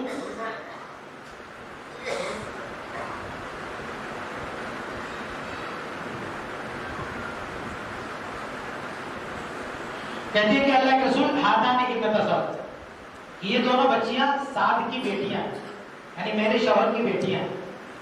وَإِنَّ أَبَاهُمَا، ان کا جو باپ ہے، قُتِلَ مَعَكَ شَهِيدًا يَوْمَ أُحُدٍ، وہ آپ کے ساتھ جو ہے جنگ احد میں لڑتے ہوئے شہید ہو چکا۔ ان بچیوں کا باپ جنگ احد میں شہید ہو گیا۔ وَتَرَكَ مَالًا، اور مال چھوڑا ہے، اچھی خاصی جائیداد چھوڑا ان کے باپ نے، لیکن اخذ مالهما عمهما، ان بچیوں کا مال یعنی ہمارا جو مال جس میں ہم کھا جی رہے تھے، یہ سارا مال کس نے لے لیا؟ عمهما، ان بچیوں کے چچا نے، یعنی میرے شوہر کے بھائی نے سب لے لیا، اور ان بچیوں کے لیے کچھ نہیں چھوڑا۔ اس کے بعد ایک جملہ کہا ان بچیوں کی ماں نے نبی کے سامنے، کیا کہا؟ وَلَا تُنْكَحَانِ إِلَّا وَلَهُمَا مَالٌ، کہ اب ان بچیوں کی شادی کیسے ہوگی؟ وَلَا تُنْكَحَانِ، ان کی شادی نہیں ہوگی إِلَّا وَلَهُمَا مَالٌ، جب تک ان کے پاس مال نہ ہو۔ کیا مطلب ہے جملے کا؟ نبی کے سامنے کہہ رہے ہیں کہ اگر مال نہیں ہوگا تو بچوں کی شادی کیسے ہوگی؟ حالانکہ اس زمانے میں جہیز نہیں چلتا تھا، ایسا نہیں کہ لڑکی کو شادی کرنے کے لیے کوئی پیسہ دینا پڑتا تھا، کوئی پیسہ نہیں دینا پڑتا تھا، الٹا پیسہ ملتا تھا۔ پھر ماں کے اس جملے کا کیا مطلب؟ وَلَا تُنْكَحَانِ إِلَّا وَلَهُمَا مَالٌ، پیسہ نہیں ہوگا تو بچوں کی شادی کیسے ہوگی؟ ارے بھائی اس زمانے میں شادی کرنے کے لیے ایک چوندی نہیں لگتی، بلکہ الٹا لڑکی کو مہر مل جاتا، تو پھر ماں کیوں ایسا بول رہی ہے؟ اور اللہ کے نبی صلی اللہ علیہ وسلم اس جملے پہ کوئی اعتراض بھی نہیں کر رہے کہ تم غلط بول رہے ہو۔ آپ حدیث کی شرح اٹھا کے دیکھیں، توحفۃ العوضی دیکھیں، المعبود دیکھیں، تو شارحین حدیث کیا کہتے ہیں کہ ماں کے کہنے کا مطلب یہ ہے کہ شادی تو ہو جائے گی لیکن اس معیار کی شادی نہیں ہوگی۔ پیسہ ہوتے ہوئے ایک لڑکی کے لیے جس معیار کا رشتہ ملتا ہے اس معیار کا رشتہ نہیں ملے گا، کیونکہ وہ مالدار گھرانہ تھا، پیسے والا گھرانہ تھا، اور ان کے خواب کیا تھے کہ بچوں کی شادی اسی ٹھاٹ بھاٹ سے ہوگی اور اسی لیول کے گھرانے میں شادی ہوگی، یہ ان کی امیدیں تھی۔ لیکن جب ساری جائیداد چلی گئی تو یہ امید بھی ختم ہو گئی۔ تم ماں کہہ رہی ہو وَلَا تُنْكَحَانِ إِلَّا وَلَهُمَا، یعنی جس معیار کی شادی کا خواب ہم نے دیکھا تھا اس معیار پر بچوں کی شادی نہیں ہو سکتی۔ مطلب اگر ان کے ساتھ مال اٹیچ رہے گا تو ان کی شادی اچھے گھرانے ہو سکتی ہے۔ تو پتہ کیا چلتا ہے؟ اللہ کے نبی نے اس پہ اعتراض نہیں کیا، یہ تم کیا بات کر رہے ہو کہ پیسہ دے کے شادی ہو جاتی ہے؟ نبی نے کچھ اعتراض نہیں کیا کیونکہ بات معقول تھی۔ تو اگر ہم اپنی بچیوں کو وراثت سے اٹیچ کر دیں، وراثت کا رواج دیں، تو پھر یہ جہیز کی جو وبا ہے نا جس کی وجہ سے میں بتا رہا ہوں کہ طلاق ہوتی ہے، یہ سبب بھی ختم ہوگا۔ تو یہ بھی ایک وجہ ہے طلاق کی، جہیز جو ہے نہ دینا۔ اور اس کے برعکس عجیب و غریب بات یہ ہے کہ بہت زیادہ جہیز لانا یہ بھی کبھی کبھی وجہ بن جاتی ہے طلاق کی، کیونکہ لڑکی جو بہت زیادہ جہیز لے کر آتی ہے، یعنی بستر، فریج، اے سی، کولر سب لے کے پہنچ جاتی ہے، تو ایک ہفتہ تو پرسکون رہے گی اور کچھ دنوں کے بعد اپنے اس سارے سامان پہ کسی نے ہاتھ بھی لگا دیا تو چنگار اٹھتی ہے، نہ کسی کو اے سی چالو کرنے دے گی، نہ بیڈ پہ بیٹھنے دے گی، نہ وہاں نہیں دے گی، وہ پھر آتش مچانا شروع کر دیتی ہے، پھر اس کی وجہ سے وہ رشتہ نہیں چل پاتا ہے، اس وجہ سے بھی رشتہ ٹوٹ جاتا ہے۔ حالانکہ اگر یہ سب سامان دینے کی جگہ پہ وراثت اس کو مل رہا ہوتا تو وراثت اس کے ہاتھ میں تھوڑی دی جاتی ہے، بھائی کوئی زمین ہے جاتا تو اس کے نام ہوتی، تو اس کے ساتھ وہ کھلواڑ نہیں ہوتا، اور وہ بھی باپ کے مرنے کے بعد اس کو ملتی۔ تو وراثت اگر اس کی جگہ پہ ہوتا ہے تو کتنا بڑا بات ہے، یہ جھگڑے ہوتے گھر میں، لیکن یہ جو سارا سامان لے کے پہنچ جاتی ہے باپ کی طرف سے، یہ سامان کبھی کبھی جھگڑا کھڑا کر دیتا ہے گھر میں اور معاملہ طلاق تک پہنچ جاتا ہے۔ اس لیے وراثت چاہے جہیز لے کر آئے یا نہ لے، دونوں صورتوں میں ایک فساد برپا ہوتا ہے، یعنی جو ماحول ہمارے یہاں برپا ہے اس کی جگہ اگر ہم نے جہیز کی جگہ وراثت کو رائج کر دیا تو یہ دونوں وجہ ختم ہو جائے گی۔ آگے بڑھتے ہیں، ایک میں بات ختم کروں گا، ایک دو چیز اور ذکر کروں گا۔ ایک اور چیز ہے طلاق کی ایک وجہ ہے، حالانکہ اس کو بہت زیادہ اہمیت نہیں دینا چاہیے، لیکن اس کی وجہ سے بھی جھگڑے ہوتے ہیں اور معاملہ طلاق سے پہنچتا ہے، وہ ہے شوہر کا غریب ہونا۔ دیکھیے اگر شوہر جان بوجھ کر آلسی ہے، پیسے نہیں کماتا ہے، کما سکتا ہے پھر بھی گھر میں بیٹھا ہوا تو غلط کر رہا ہے، اس کی وجہ سے رشتے ٹوٹتے بھی ہیں۔ لیکن اگر ایک شوہر نیک ہے، دیندار ہے اور حسب استطاعت پوری کوشش کر رہا ہے کمانے کی اور پورا خرچہ اٹھا بھی رہا ہے، لیکن بہت ہائی فائی انتظام نہیں کر پا رہا، تو ایک بیوی کو صبر اور شکر کے ساتھ اس کے ساتھ رہنا ہے۔ بلکہ اگر شوہر دیندار ہے، تہجد پڑھنے والا ہے، 5 وقت کی نماز پڑھنے والا ہے، روزے رکھنے والا ہے، تو چاہے وہ چٹی روٹی کھا کے گزارا کرنا پڑے اس کے ساتھ، اور بہت بہتر ہے اس کے ساتھ گزارا کرنا چاہیے۔ ایک عورت کو اس کے ساتھ گزارا کر لینا چاہیے، کتنا ہی غریب لیکن دیندار تو اس کے برعکس اگر مالدار شوہر ہو اور دیندار نہ ہو تو اس کے لیے وبال جان ہے، اس کے ساتھ نہیں رہنا چاہیے۔ آئیے میں اس کی ایک مثال بھی دیتا ہوں آپ کے سامنے کہ اگر شوہر کتنا بھی غریب ہو تو لیکن اگر دیندار ہے تو اسے ترجیح دینا چاہیے۔ دیکھیں صحیح بخاری کی حدیث ہے اور بہت لمبی حدیث ہے، اس کا خلاصہ میں آپ کے سامنے پیش کروں گا۔ اللہ کے نبی صلی اللہ علیہ وسلم کے بعد اس امت میں سب سے بڑا مقام اگر کسی کا ہے تو وہ ابو بکر الصدیق رضی اللہ تعالیٰ عنہ۔ ابو بکر الصدیق رضی اللہ تعالیٰ عنہ کی ایک بیٹی تھی عائشہ رضی اللہ عنہ، جن کی شادی اللہ کے نبی صلی اللہ علیہ وسلم کے ساتھ ہوئی، اور ابو بکر الصدیق رضی اللہ عنہ کی ایک دوسری بیٹی تھی اسما رضی اللہ عنہ، جن کی شادی زبیر رضی اللہ تعالیٰ عنہ کے ساتھ ہوئی۔ زبیر رضی اللہ تعالیٰ عنہ یہ صحابہ میں ایک بڑا مقام رکھتے ہیں، بلکہ اللہ کے نبی صلی اللہ علیہ وسلم نے جن صحابہ کو اسی دنیا میں جنت کی بشارت دی ہے انہی میں سے ایک زبیر رضی اللہ تعالیٰ عنہ، ان کو اللہ کے نبی صلی اللہ علیہ وسلم نے اسی دنیا میں جنت کی بشارت دی ہے کہ یہ جنتی ہے۔ تو ابو بکر صدیق رضی اللہ تعالیٰ عنہ نے اپنی بیٹی اسما رضی اللہ عنہ کی شادی زبیر رضی اللہ تعالیٰ عنہ سے کی۔ صحیح بخاری کی حدیث ہے، اسما خود کہتی ہے، صحیح بخاری کی حدیث ہے، اس کا میں یہ حدیث نمبر 5224 بڑی اہم حدیث ہے۔ دیکھیں اسما حدیث کی راوی ہے، روایت کرتی ہے، کہتی ہے کہ تزوجنی الزبیر، زبیر رضی اللہ عنہ نے مجھ سے شادی کی، وما له فی الارض من مال ولا مملوک، اور جب شادی ہوئی تو نہ تو ان کے پاس کچھ مال تھا نہ کوئی غلام تھا، نہ شوہر کے پاس روپیہ پیسہ ہے، نہ شوہر کے پاس نوکر چاکر ہے، کچھ بھی نہیں ہے، اور اس کا نتیجہ یہ ہو رہا ہے کہ اسما کو اپنے شوہر کے گھر پہ بہت زیادہ کام کرنا پڑتا ہے۔ دیکھیے ان کو آگے کھانا بنانا پڑ رہا ہے، جبکہ اپنے ابا کے گھر میں ان کو کھانا نہیں بنانا پڑ رہا تھا۔ ان کے ابا مالدار تھے، ابو بکر صدیق رضی اللہ مالدار تھے، ان کے نوکر چاکر تھے، لوڈیاں تھیں، باندیاں تھیں، غلام تھے، وہ لوگ کھانا بناتے تھے۔ اسما رضی اللہ عنہ کبھی چولہے پر نہیں بیٹھے۔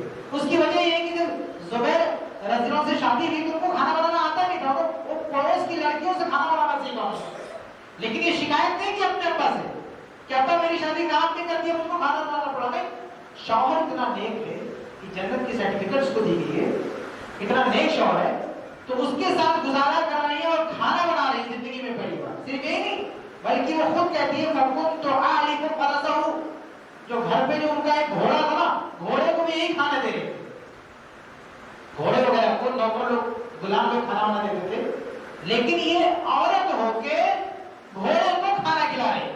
صرف یہی نہیں بلکہ کہتی ہے کہ وَأَسْتَقِ الْمَاءَ، پانی بھی میں ہی بھر رہی تھی.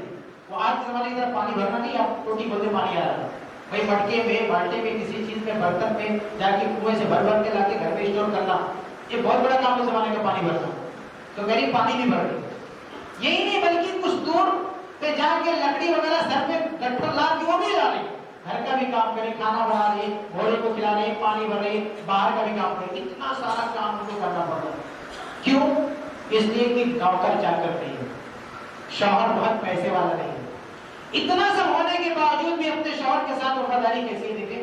ایک بار باہر کا کام کرنے کے لیے نکلی اور کہتی ہے کہ میں راستے میں آ رہی تھی، فجیت یومن ونوا علی راسی، میں گھر کی طرف آ رہی تھی اور جو لکڑیوں کا جو گٹھر تھا میرے سر پہ رکھا ہوا. کہتی ہے فلقیت رسول اللہ صلی اللہ علیہ وسلم، تو اسی حالت میں سامنے اللہ کے نبی صلی اللہ علیہ وسلم سے ملاقات ہوگی. اللہ کے نبی ان کے رشتے دار ہیں. کس طرح کے رشتے دار ہے؟ کیونکہ ان کی سگی بہن اللہ کے نبی، ان کی شادی اللہ کے نبی صلی اللہ علیہ وسلم کے ساتھ ہوئی، اماں عائشہ رضی اللہ عنہا. اس حساب سے اللہ کے نبی کی یہ سالی لگتی ہے، اللہ کے نبی کی اسما سالی لگتی. تو اللہ کے نبی نے جب دیکھا کہ یہ اسما پریشان ہے، گٹھر لاد کے جا رہے ہیں، تو اللہ کے نبی اکیلے نہیں تھے، اللہ کے نبی تھے، آپ کے ساتھ صحابہ بھی تھے. تو اللہ کے نبی نے فانا خلیہ کا، اللہ کے نبی نے اپنی سواری بٹھائی اور آفر کیا کہ اسما تم سواری میں بیٹھ جاؤ تو میں تمہارے گھر تک چھوڑ دیتے. کہنے والا کون ہے؟ اللہ کا رسول صلی اللہ علیہ وسلم.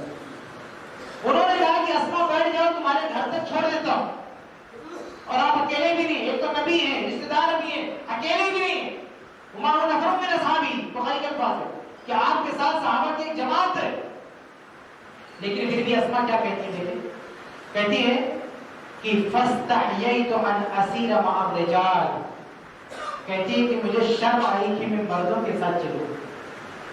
لیکن کون ہے؟ آپ سامنے اللہ کے رسول ہیں اور آپ کے مقدس صحابہ ہیں. لیکن اسما کی غیرت ہے کہ امام بخاری نے اس پر باب کیا بات ہے؟ الغیرہ. امام بخاری نے اس پر باب قائم کیا، الغیرہ، غیرت. اسما کہتی ہے کہ مجھے حیا آئی کہ میں مردوں کے ساتھ چلوں. اور کیوں حیا آئی؟ اس لیے کہ کون جائے اللہ کے نبی کو تکلیف دینے؟ نہیں، آگے مینشن کیا کیوں حیا آئی. کہتی وذکرت زبیر وغیرتہ وکان اغیر النار، مجھے اپنے شوہر کی غیرت یاد آ گئی، مجھے اپنے شوہر کی غیرت یاد آ گئی کہ زبیر کو یہ اچھا نہیں لگے گا کہ میں مردوں کے ساتھ گئی. کون شوہر؟ وہ شوہر جس نے گھر میں غلام نہیں رکھا ہے، وہ شوہر جس نے گھر میں کھانے کا انتظام نہیں کیا ہے، وہ شوہر جس کی بیوی کو باہر کا کام کرنا پڑتا ہے، پانی بھرنا پڑتا ہے.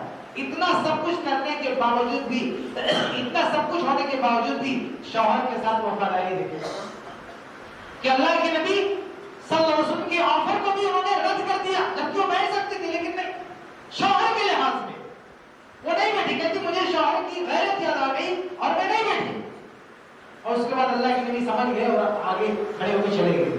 اللہ کے نبی صلی اللہ علیہ وسلم نے بھی ان کو کچھ غلط نہیں کہا. بعد میں یہ گھر پہ آتی ہیں اور اللہ کے اور اپنے شوہر کے سامنے یہ سارا واقعہ بیان کرتی ہیں. اور پھر بعد میں جب یہ واقعہ ابو بکر صدیق رضی اللہ عنہ کو پتہ چلتا ہے، دیکھیے اس سے پہلے انہوں نے اپنے ابا سے بھی شکایت نہیں کیا کہ مجھے گھر میں کیا کرنا پڑتا ہے. یہ شوہر کے ساتھ وفاداری ہے. ابو بکر صدیق رضی اللہ عنہ کو کچھ نہیں پتا کہ میری بیوی میں کیا، میری بیٹی میں کیا بیت رہی ہے. لیکن جب یہ واقعہ عام ہوا اور ابو بکر صدیق رضی اللہ عنہ کو پتا چلا کہ بیٹیاں کو اتنا کام کرنا پڑ رہا ہے، تو انہوں نے ایک غلام لیا اور جا کے دروازے پہ کھڑا کر دیا. کہا بیٹی آج سے تمہارا کام یہ غلام کرے گا، تو تھوڑا آرام کر لو. انہوں نے اپنے داماد کو بھی کچھ نہیں کہا کہ تم نے میرے بیٹے کا کیا حال کر کے رکھا ہے. ابو بکر صدیق رضی اللہ عنہ کے شوہر کو کچھ نہیں کہا. ایک غلام لے کے کھڑا کر دیا دروازے پہ. اور جب غلام پایا بیٹی نے تو کہتی ہے فکأنما، آگے کہتی ہے فکأنما اعتقنی، ابا نے جب مجھے غلام دیا تو ایسا لگ رہا تھا کہ ابا نے مجھے آزاد کر دیا. یعنی ابھی تک اسما کیا فیل کر رہی تھی کہ میں ایک باغیوں والی زندگی گزار رہی ہوں، اور جب ایک غلام ملا تو کہا کہ میں آزاد ہو گیا، تھوڑا آرام کرنے کا موقع ملا. اس دیکھیں کیسی حالت تھی گھر کی، لیکن اس کے باوجود بھی شوہر کے ساتھ وفاداری کیسے. کہ اگر کسی لڑکی کی شادی کسی دیندار لڑکے سے ہوئی ہے، وہ دیندار ہے، پیسہ کچھ کم کماتا ہے، تو وہ اس کے لیے بہتر ہے زیادہ پیسے کے چکر میں اپنے شوہر کے ساتھ غداری نہیں کرنا چاہیے، بے وفائی نہیں کرنا چاہیے، بلکہ ایک دوسری مثال دیکھیں، وہ بھی عورت کی قرآن میں اللہ تعالیٰ نے ذکر کیا کہ ایک شوہر دنیا کا سب سے مالدار شوہر ہو، سب سے امیر ہو، بادشاہ ہو، سپر پاور ہو، لیکن اگر وہ دیندار نہیں ہے، اس کے پاس دین نہیں ہے، ایمان نہیں ہے، تو وہ کسی کام کا نہیں ہے۔ بیوی کو ایسے شوہر سے الگ ہو جانا چاہیے۔ اللہ تعالیٰ قرآن میں کہتا ہے وَضَرَبَ اللَّهُ مَثَلًا لِلَّذِينَ آمَنُوا، کہ اللہ تعالیٰ بطور مثال، بطور نمونہ پیش کرتا ہے مومنوں کے لیے، کس کو؟ امرأۃ فرعون، فرعون کی بیوی کو، کیونکہ فرعون کی بیوی کس کی بیوی تھی؟ فرعون، جو اپنے وقت میں کہتا تھا کہ میں تم کا رب، تمہارا رب ہوں، یعنی دنیا کا سپر پاور کنگ، سب سے زیادہ دولت اس کے پاس، سب سے زیادہ پیسہ اس کے پاس، سب سے زیادہ طاقت اس کے پاس دنیا میں اعتبار سے، اور کتنی بڑی حویلی کی رانی ہے وہ اس میں رہ رہا ہے، کتنی دولت میں، کتنے پیسوں میں وہ ہے بیوی۔ لیکن جب بیوی کے پاس ایمان ہے تو بیوی کیا کہتی ہے؟ وہ اللہ تعالیٰ سے دعا کرتی ہے، اللہ رب العالمین سے دعا کرتی ہے۔ کیا دعا کرتی ہے؟ کہ رب ابنی لی عندک بیتا فی الجنہ، کہ اے اللہ میرے لیے تو اپنے پاس یعنی جنت میں ایک گھر بنا دے، وَنَجِّنِي مِن فِرْعَوْنَ، اور فرعون سے مجھے نجات دے دے، وَعَمَلِهِ، اس کے کرتوت سے نجات دے دے۔ نہ یہ شوہر پسند ہے نہ اس کا کام پسند ہے، یہ شوہر نہیں چاہیے مجھ کو، وہ شوہر جو رانی بنا کے رکھنے والا ہے، وہ شوہر جو دنیا کا سپر پاور کنگ ہے، وہ شوہر جس کے پاس سب سے بڑی فوج ہے، سب سے بڑی طاقت ہے۔ یہ صاحب ایمان بیوی کیا کہتی ہے؟ مجھے اس کی بیوی نہیں بننا، اللہ مجھے اس شوہر سے نجات دے، نہ یہ شوہر پسند ہے نہ اس کا کام پسند ہے۔ لیکن آج کی بیویاں کہ اگر شوہر اگر پیسہ دے، اس کے پاس پیسہ ہے تو کیسا بھی ہو، گھٹیا ہو، بددین ہو اور حرام کما رہا ہو، کوئی لینا نہیں، بس پیسہ چاہیے۔ تو یہ کام نہیں ہونا چاہیے، کم پیسوں میں گزارا کرنے۔ معاملہ طلاق پر تو پہلے ہم کہہ رہا تھا یہ بھی ایک وجہ ہوتی ہے جس کی وجہ سے طلاق ہو جاتی ہے۔ شوہر اگر غریب ہے، پیسہ نہیں کما پا رہا ہے تو برداشت کا مادہ نہیں ہوتا، تو عورتوں کو برداشت کرنا چاہیے، ہو سکتا ہے حالات سدھر جائیں۔ یہی زبیر رضی اللہ عنہ کی جو مثال میں نے دیا نا، کہ بخاری میں یہ حدیث یہاں پہ ختم ہوتی ہے، لیکن صحیح بخاری میں آگے ایک دوسری حدیث آتی ہے جو بتاتی ہے کہ بعد میں زبیر رضی اللہ تعالیٰ عنہ کے پاس اتنا پیسہ آیا کہ اس کو گننا مشکل ہے، آپ حساب کریں گے تو چونک جائیں گے۔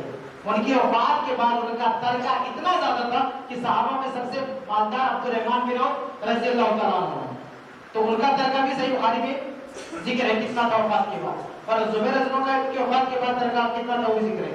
حافظ ابن حجر اللہ فرماتے ہیں کہ جب ہم دونوں کو کمپیئر کرتے ہیں تو زبیر رضی اللہ عنہ کا ترکہ عبد الرحمن بن عوف سے بھی زیادہ ہوتا ہے، ان سے بھی بڑھ رہا ہے۔ پھر اس کا جواب دیتے ہیں کہ شاید ان کا ترکہ درہم میں رہا ہوگا اور عبد الرحمن بن عوف کا ترکہ دینار میں رہا ہوگا۔ اتنا زیادہ تر صرف مدینہ میں ان کے 12 گھر تھے، مصر میں ان کا گھر ہے، یمن میں ان کا گھر ہے، شام میں ان کا گھر ہے، اتنی زیادہ دولت دی اللہ تعالیٰ نے، بہت دولت دی، بے حساب دولت دی اللہ تعالیٰ نے زبیر رضی اللہ عنہ کو۔ تو ایک وقت تھا کہ نہ کوئی نوکر جا کر کچھ نہیں رہا، لیکن ایک وقت آیا بے حساب دولت اللہ تعالیٰ نے زبیر رضی اللہ عنہ کو عطا کیا۔ تو صبر کریں، ہو سکتا ہے حالات بدلتے، لیکن بے صبری میں آ کے ایسے شوہروں سے الگ ہو جانا، رشتہ ختم کر دینا صرف پیسے کی وجہ سے، یہ عقل مندی کی بات نہیں۔ اب میں بات ختم کروں گا آخر میں، ایک آخری وجہ جو طلاق کی ہے وہ یہ ہے، وہ وجہ میاں بیوی کی طرف سے نہیں ہے، وہ وجہ پریوار کی طرف سے، خاندان کی طرف سے۔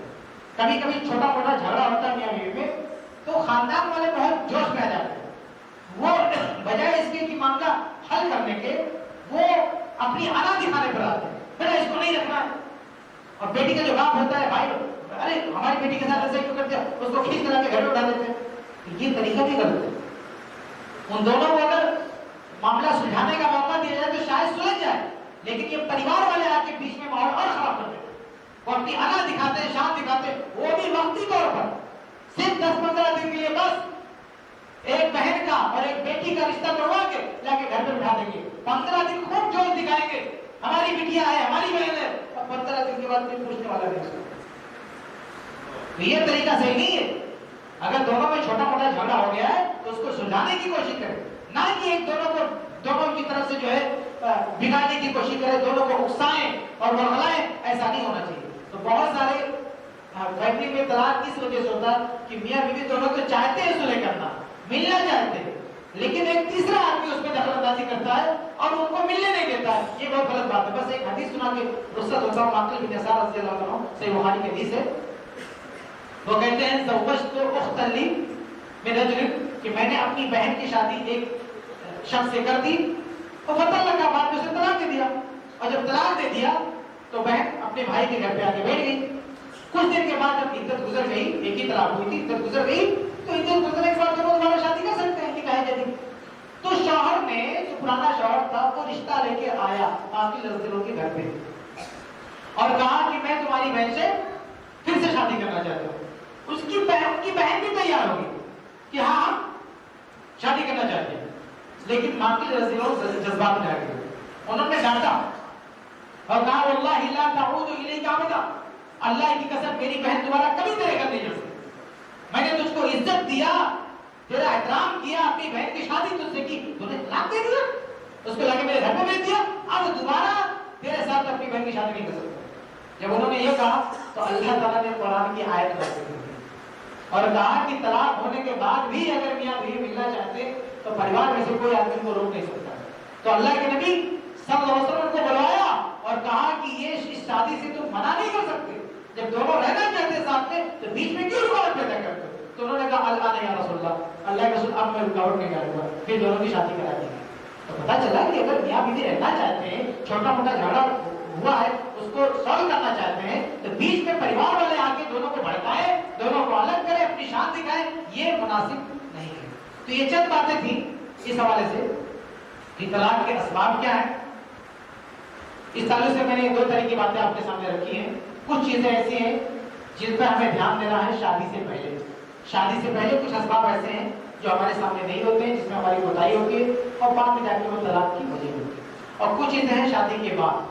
یہ جو دونوں طرح کے اسباب میں نے گنائے ہیں، اگر ان کو ہم دور کر لیں، ان کو ہم ختم کریں، ان کا ہم خیال رکھیں تو انشاءاللہ شادی کے بعد رشتہ رشتے میں دوام ہوگا اور طلاق یا خلا کی نوبت کم ہوگی. ورنہ دیکھیں ایک مسئلہ یہ بھی رہتا ہے قدر کا، کچھ بھی ہو سکتا ہے، اس کو پوری طرح سے ختم تو نہیں کر سکتے لیکن اس کو کم کر سکتے ہیں. اگر ان چیزوں کا خیال کریں تو انشاءاللہ شادی کے بعد، رشتے کے بعد طلاق یا خلا کی نوبت بہت کم ہے. اللہ تعالیٰ سے دعا ہے اللہ تعالیٰ ہم سب کو